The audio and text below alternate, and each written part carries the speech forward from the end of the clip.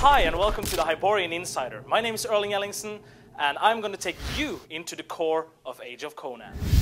Okay, today we're going to talk about PvP, or player versus player, which is a big part of Age of Conan. Because the stuff that you do on the battlefield not only has an impact on your own character, but also the world around you. The politics of Hyboria, so to speak. But first we're going to talk about PvP minigames. It's simply an easy way to get into PvP action right away. You just open up this GUI that you can see here. You search for a minigame, such as Team Annihilation, capture the flag, you click search, and you're placed into a queue of players also searching for that minigame. Now, when there is enough players to start that minigame, you simply click, yes, I want to jump into the minigame, and you're automatically teleported into the middle of the action. So it's a simple and easy way to get straight into a PvP minigame. First, we're going to take a look at Team Annihilation. And as you can see here, you have the red team and you have the blue team on a map down here. And they basically meet each other on the battlefield and try to kill off as many people on the opposing team as possible before the time runs out. Now, this is important. The stuff that you do on the battlefield has a direct impact on the character that you are developing. So when you're killing enemies, when you're protecting friends, and when you're completing goals, you gain PvP experience. And by gaining PvP experience, you also gain PvP levels. And by gaining PvP levels, you gain PvP items, equipment such as weapons and armor that only good PvPers can use, basically. Another part of Team Annihilation is the totem that you can see right here.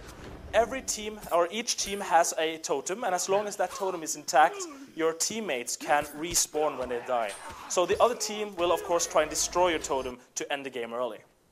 Now, another important PvP minigame is, of course, capture the flag, or as we like to call it, capture the skull, as you can see here. This is, basic sort of stuff. You fight your way into the enemy space, or you hide or sneak your way into the enemy space. You steal the flag. You run home to your own base, and you double-click on your own flag, and you basically score a point for your team, as you can see being done right here. Now, of course, we have many different locations for PvP minigames. You have, for instance, the Blood Ravine, as you can see here, this outdoor area. And if I bring up the map now, you can see how this area looks right here.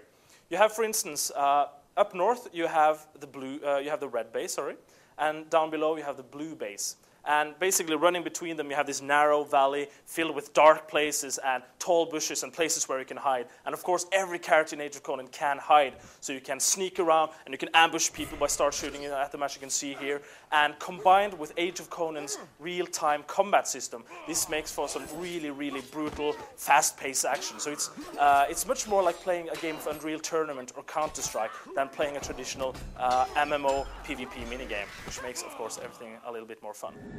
Another location is the Lost Temple, this underground Indiana Jones-like place with caves that you have to sneak through, and pitfalls and rivers of lava that you have to avoid getting kicked into, basically. A really dark and dangerous place for PvP.